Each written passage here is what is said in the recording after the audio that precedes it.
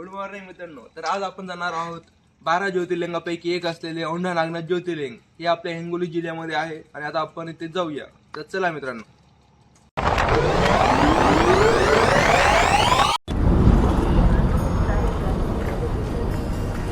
आता सकाळचे 4 वाजलेले आणि एकदम अंधार वगैरे आहे आणि आम्ही तिघं आलेले बघा. अक्षय, शुभम आणि मी. जरा मित्रांनो आपण आता जाऊया मंदिराच्या आतमध्ये.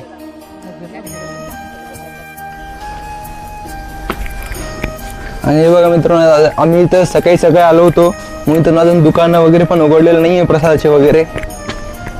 सगळे आलीच नाही अजून कोणी. आम्ही अजून सकाळी 4 वाजताच निघालो होतो. पूर्ण अंधार पण चालू आहे, अजून अंधार पण अजून काही गेला नाही.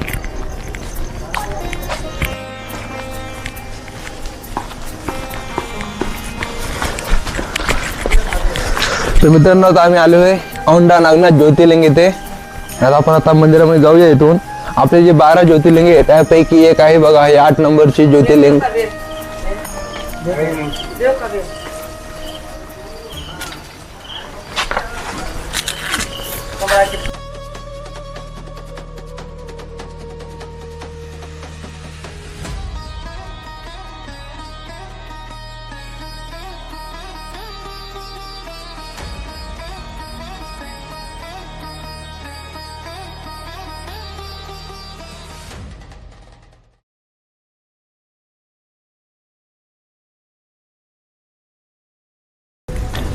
आता आम्ही सकाळी आलेलो आहे मित्रांनो, म्हणून इथं काही गर्दी वगैरे नाही आहे बघा.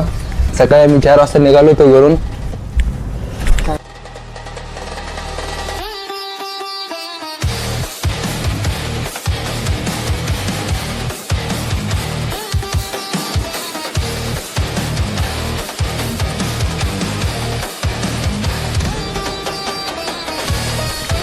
नंदी महाराज की जय.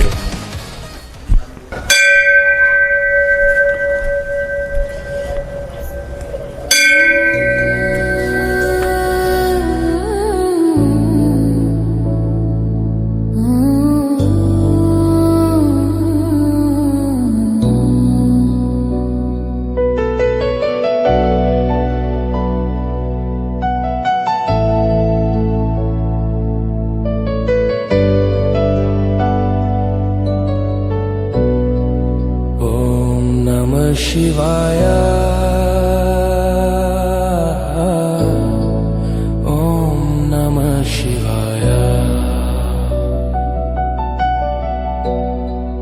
ओम नमः शिवाय. तेव्हा मित्रांनो आता आपल्याला दर्शनासाठी हा जो गाभारा आहे इथे मी याच्या मधात जाऊन आपल्याला ना दर्शन घ्यावे लागेल बघा मित्रांनो. आणि आता सकाळी आलेलो आहे बघा आम्ही, तर काही जास्त गर्दी पण नाही आहे आणि अजून 6 पण वाजलेले नाही सकाळचे. एकदम पहिला मॉर्निंगलाच आलेलो आहे आम्ही.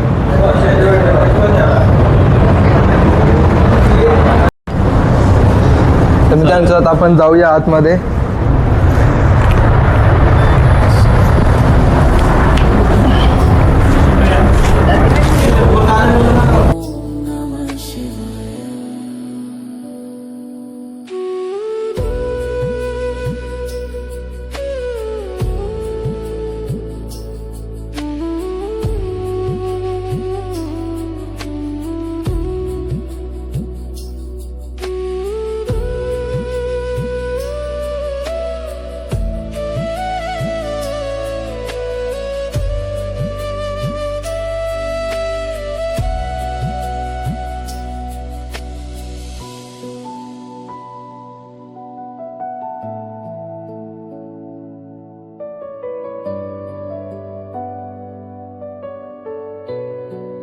ओम नमः शिवाय.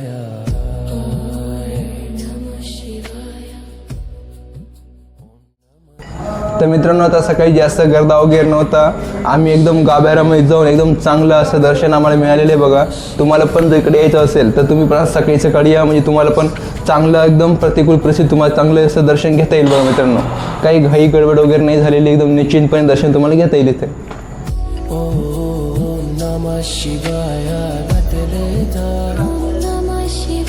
बघू शकता की आपण एकदम सकाळी मॉर्निंगला आलो होतो आपण, तर एकदम शांतीमध्ये आपल्याला एकदम चांगल्या प्रकारे आपल्याला दर्शन घेता आलेले आहे बघा मित्रांनो.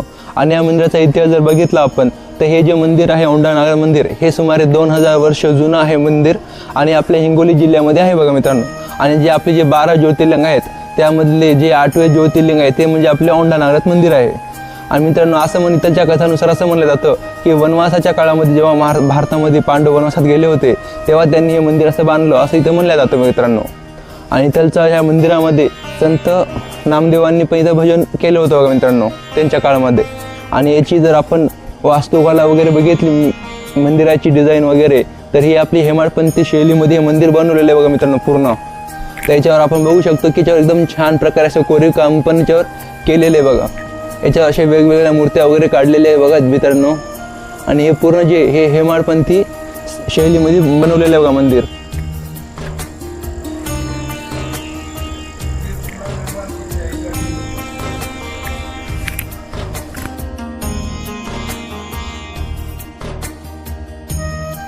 हा हे बघा मित्रांनो हा जो रथ आहे ना तर यामध्ये इथे महाशिवरात्रीला रथयात्रा निघते बघा मित्रांनो.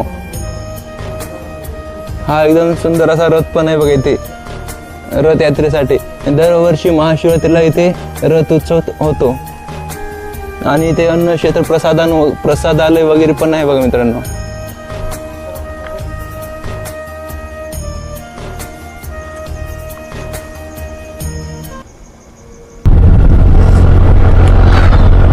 त्याच्यावर घ्यायचा मोबाईल